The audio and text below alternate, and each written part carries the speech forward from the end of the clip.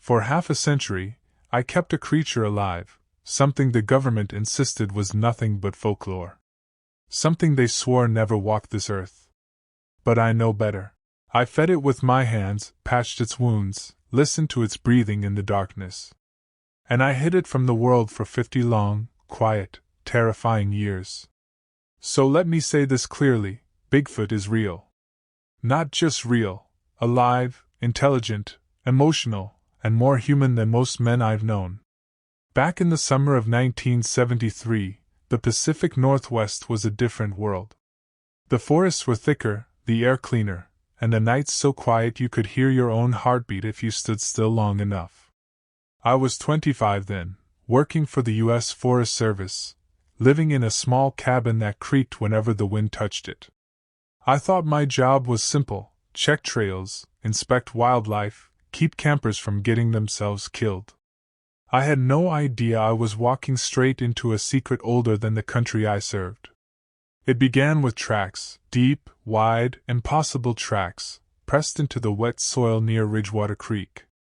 I'd seen bear prints my whole life. These weren't bear. Each one looked like a human footprint stretched into something monstrous, something powerful. At first, I tried to convince myself it was some prank pulled by local hunters. But the deeper I followed the trail, the more wrong that theory felt. The footprints were spaced far apart, as if whatever made them stood tall enough to cover 6 feet with one stride. A few days later came the sound. Not a howl, not a roar, something between a groan and a thunderclap, echoing across the valley in the middle of the night. It rattled windows, frightened the deer, and made the hair rise on the back of my neck. Campers reported it too. Some swore they saw a shadow bigger than a man moving through the trees. The sheriff brushed it off. I didn't. Then came the elk. 3 of them, torn apart but not eaten. Their bodies left in strange positions as if something powerful had attacked them, but not out of hunger. Something territorial. Something scared or wounded. I remember kneeling beside one of the carcasses, pressing my fingers into the ground, noticing drag marks and tufts of dark brown hair. Too coarse to belong to any known species. Too long to be from a bear. It was the storm that pushed everything to the edge. One evening in late October, the sky cracked open with lightning, thick rain flooding the forest floor. My radio tower took a hit and went down, leaving me cut off from the station. Most sane people would have stayed inside. But I kept thinking about the strange tracks, the broken elk, the echoing cries at night. Something was out there, hurt, cornered, unpredictable. And I needed to find it before some drunk hunter did. I strapped on my gear and headed into the woods with nothing but a lantern and a stubborn sense of duty. The ground was slick, the wind sharp enough to sting my cheeks. I followed the creek upstream, hoping to find more signs. It didn't take long. About a mile in, I noticed branches snapped at shoulder height, 8, maybe 9 feet off the ground. Whatever made that path was enormous. My pulse quickened, but I kept going. Some part of me felt like I was walking towards something ancient, something I wasn't meant to see. Lightning flashed overhead, illuminating the forest like a broken camera shutter. In that brief second of brightness, I saw it. A massive dark shape lying against a boulder ahead of me. For an instant, I thought it was a bear. But the closer I got, the more my breath tightened. It wasn't a bear. It wasn't any animal I'd ever studied. It was slumped on the ground, half covered in mud, one leg pinned under a fallen tree. Its chest rose and fell slowly, painfully. And when my lantern's light touched its face, I froze completely. It had human features, deep-set eyes, a broad flat nose, heavy brow, but wrapped in thick dark hair, soaked from rain and blood. Not a monster. Not a myth. A living, breathing creature fighting for its life. I stood there soaked to the bone, heart hammering, realizing exactly what I had stumbled upon. A Bigfoot. A real one. Injured. Vulnerable. Dying. And in that storm, with the world around us drowning in darkness, I made a choice that would destroy everything I knew. I chose to save it. Dragging that creature out of the storm should have been impossible. Even injured, it weighed more than any man I'd ever met, thick with muscles shaped by mountains, not gyms. But adrenaline does curious things to a person. Fear does too. I wasn't thinking clearly. I wasn't thinking at all. I just knew that if I walked away, the storm would finish what the fallen tree had started. I cut loose the branches pinning its leg, then wrapped my arms under its shoulders and heaved until I felt my spine scream. Inch by inch, I got it free. Somehow, through soaked earth and freezing wind, I hauled that massive body toward my cabin. Every few steps I had to drop it and catch my breath. It groaned once, soft, almost confused, but didn't fight me. It was too weak even to lift its head. By the time I reached the cabin, lightning had split another tree nearby. The forest behind me was a maze of shadows and thunder.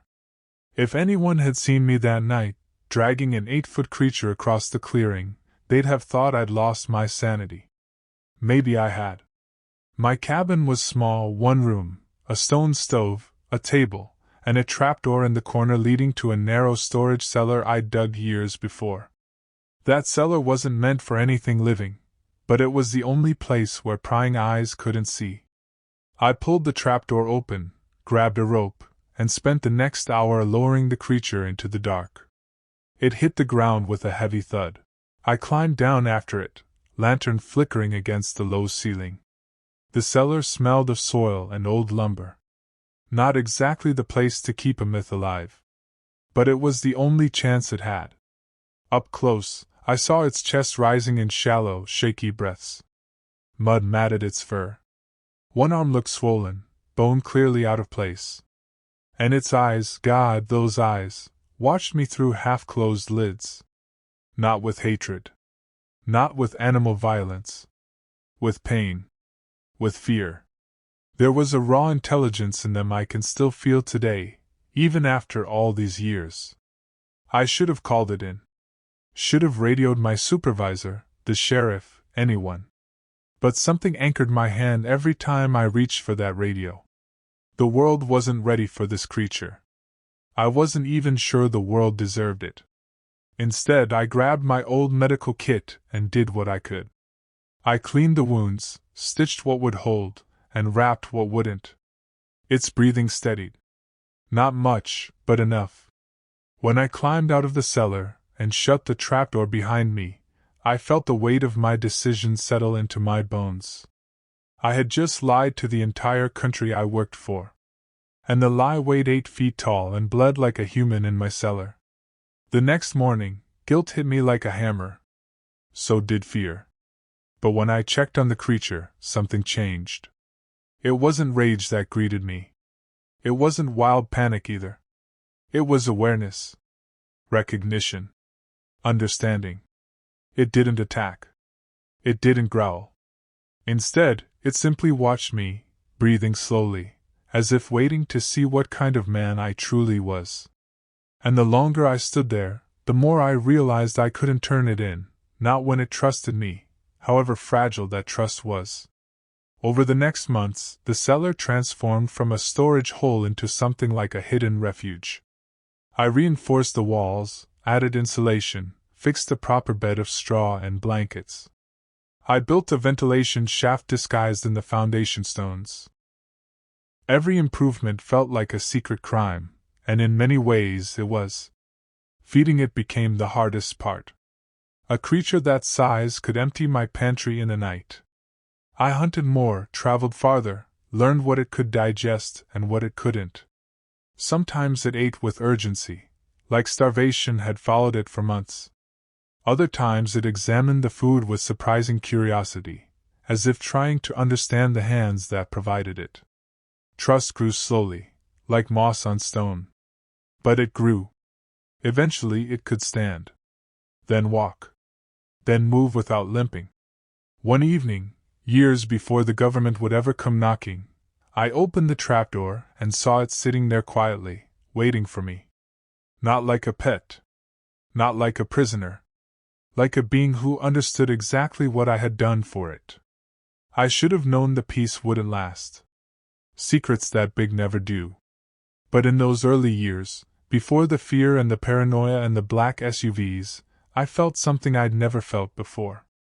I felt like I had protected the last of something sacred. And I had no idea what that responsibility would cost me. For almost 10 years, the creature remained my hidden truth, tucked beneath my cabin like a ghost only I could see. Life settled into a strange rhythm. I worked my shifts with the Forest Service, came home, checked the cellar, hunted, cooked, repaired, repeated. It was a lonely life, but I chose it. Or perhaps it chose me the night I pulled that creature from the storm. But secrets like mine don't stay quiet forever. Not in a world where men follow tracks like wolves and file reports for every shadow they can't explain. The first warning sign came in the form of rumors, campers hearing heavy footfalls, hunters spotting a massive silhouette, rangers whispering that something big was wandering near Ridgewater Creek again. I knew instantly who it was. The creature had grown stronger, restless, sometimes slipping out through the ventilation shaft late at night. It always returned before dawn, but its presence didn't go unnoticed. Then came the wildlife officers. They weren't men I recognized, no uniforms, no local badges. They drove black trucks with tinted windows and asked sharp questions that cut too close. They claimed they were tracking an illegal exotic animal, something that had escaped a private breeder. A lie so thin even they barely believed it. I started seeing them more often, parked near trailheads, walking the ridge with binoculars, checking ground impressions with a seriousness I'd never seen. They weren't amateurs. These were trained trackers. Men who knew what they were hunting, even if they refused to say it. One afternoon, while clearing a section of trail, I spotted a drone high above the tree line. Civilian models didn't exist back then. Only military and government hands flew machines like that. And they were scanning my side of the forest. My heart sank. They were closing in. Things worsened when a local hunter vanished. He'd been drinking that night, wandering too close to my property. His disappearance lit a fuse under the town. Search parties swept the woods. Dogs barked through the valleys. And those same unfamiliar agents returned, this time with maps, radios, and a keen interest in my cabin. They questioned me about what I'd seen. I lied with the calmness of a man who'd rehearsed his falsehoods for years. But they didn't walk away convinced, they walked away patient. That's when the paranoia began.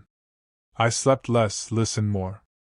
Every snap of a twig outside made me flinch. Every helicopter rumbling over the ridge churned my stomach. I could feel the walls of my life closing in. I knew the creature sensed it too. Its breathing grew heavier. Its movements slower. It would sit near the base of the stairs at night, waiting for sounds only it could hear. For the first time in decades, I realized I might not be able to protect it. And I was right. The day they came was colder than any winter I remembered. A morning chilled enough that even the pines seemed to shiver. I woke before sunrise to a strange silence that felt like a pressure on my chest. Not the quiet of nature, this was human quiet. Manufactured. Intentional. Then I saw the lights. White beams cutting through the trees. Shadows moving in formation. Black vehicles rolling over the frost like armored beetles. I stood by the window in my long johns, watching my life get surrounded. They didn't knock. They flooded the perimeter, radios crackling, dogs pulling at their leashes. Men in tactical gear approached my porch. Their boots were too steady, their movements too rehearsed. They weren't here to question me anymore. They were here to take something. Inside the cellar, I heard the creature stir, deep, slow, uneasy. It sensed the danger long before the men reached the trapdoor. I moved to intercept them, but they brushed past me like I was nothing more than a stubborn branch in their path. They broke the lock. They pried the hatch open. And the moment cold air spilled into that cellar, everything unraveled. The creature erupted with a sound I had heard only once before, the night I found it dying under the fallen tree. A low, guttural, terrified bellow. It wasn't aggression. It wasn't rage. It was fear. The men didn't hesitate. They fired tranquilizers first, thick metal darts hissing into the darkness. Then they fired the real weapons when they saw movement, muzzle flashes lighting the cellar like strobe lights. I shouted for them to stop, but my voice drowned under the roar of automatic rifles. When the shots finally ceased, smoke curled from the trapdoor like fog. The men descended quickly, dragging the limp, massive body up the steps, its fur matted with tranquilizer foam and blood. Seeing it unconscious, bound with steel restraints, its head hanging forward, was like watching a friend die in slow motion. And I could do nothing. They told me nothing as they hauled it outside. Not where they were taking it. Not what they planned to do. Not why they had waited 50 years to act. But the way they handled it, the extra chains, the covered transport truck, the silence in their faces, told me everything I needed to know. They hadn't come to save the creature. They had come to erase it. They threw me into the back of a van and drove for hours. When they finally stopped, I wasn't at a jail. I wasn't at a ranger station. I was inside a federal black site facility, sterile white walls, buzzing fluorescent lights, cameras built into every corner like watchful eyes. They interrogated me for 3 days. No names. No badges. Just cold questions. How long have you had it? Did it contact others? Did it ever leave the cellar? What evidence did you keep? Who else knows? I realized quickly that they didn't view the creature as an animal, or a human relative. They viewed it as a biological threat. A containment failure. A relic of a species they believed should have died out centuries ago. And worst of all, they already knew Bigfoot existed. In fact, they had been hunting them for decades. My creature wasn't the first they had captured. And it wasn't the first they had killed. When one of the agents slipped up, I learned the truth that broke me. There were once dozens. Then there were a few. Now there was one. Mine. And now it was in their hands. I never learned what they did to it. But I knew enough about facilities like that to understand it would never see sunlight again. It wasn't going to a zoo. Or a lab. Or a sanctuary. It was going to an incinerator. Or a dissecting table. Or a classified vault where things disappear forever. The creature I saved, protected, fed, and lived beside for 50 years was gone. Because I let them find it. When they were finished with me, they didn't charge me. They didn't release me either. They simply erased me from the system for 6 months, then dropped me back into town with a falsified story and a stern warning carved into silence. My cabin was gone. Burned to the ground with structural failure listed as the cause. Every picture, every notebook, every trace of the creature had been destroyed. Neighbors were told I'd been hoarding illegal wildlife, and most believed it without question. The government made sure of that. I was forced to sign an NDA thick enough to choke a mule. They told me if a single word slipped out, I'd vanish again, permanently this time. I lived the next years like a ghost. A man without a history, without proof, without anything but memories that felt heavier than the world itself. But they didn't understand something. Something they still don't understand. Fear fades with age. Regret doesn't. The older I got, the more the silence suffocated me. The more the truth chewed at my heart. The creature had trusted me, completely, and I failed it. The least I could do before I died was tell the world what the government buried. And so I decided I wouldn't die with their lie. I'm an old man with failing lungs and no family left. The government still watches me, sometimes a car outside, sometimes a strange click on the phone, sometimes a letter that arrives opened. They've waited for me to die quietly. But I have one last piece of truth to offer. The creature I sheltered wasn't the last. Not completely. Because in all those years together, It trusted me enough to show me one thing: a place deep in the mountains, farther than patrols ever reached. A place where the forest bowed around a hollow ridge, where the air smelled different, where the ground felt alive. A place where it once lived, and where it wasn't alone. I don't know how many remain. I don't know if they still hide. But I know they're out there. And I know the government fears them more than it fears the truth leaking out. So if they silence me tonight, let this story live somewhere they cannot scrub it clean. Let someone listen. Let someone remember. I'm not afraid anymore. Not of them. Not of dying. The only thing I fear is what happens to a world that kills the last of something sacred. And Bigfoot, whatever you choose to call him, was the most sacred thing I ever knew.